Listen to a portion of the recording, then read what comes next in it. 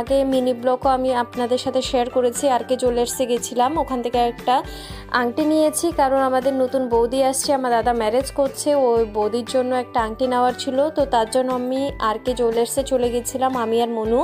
তো এখান থেকে আংটি দেখা করার পর একটা সিলেক্ট করে একটা ভালো লেগেছে, সিলেক্ট করার পর ওখান থেকে নিয়েছি।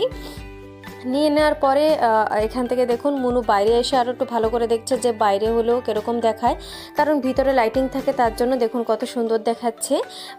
ডিজাইনটা বহুতই ভালো লেগেছিলো। তো ওখান থেকে চলে গেছি মলে ইয়ারিং নেওয়ার পর। মলের থেকে চলে যাওয়ার পরে এখানে একটা কোল্ড ড্রিঙ্ক নিয়েছি, কারণ বহুত টাইম হয় গরম চলে আসছে, আপনারা বুঝতেই পারছেন। ওখান থেকে একটা কোল্ড ড্রিঙ্ক নিয়েছি, এবার বিস্কুটও নেব।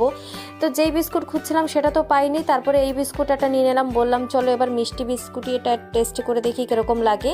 তো এখানে যে আছে কাচের গ্লাস, এগুলো দেখলাম কি ভালো লাগছে। তো অলরেডি আমার ঘরে বহুতই কাচের গ্লাস আছে, তাও নিয়েছি, একটা ভালো লাগছিল বলে, আমার কাছে একটু ছোট সাইজের আছে। তো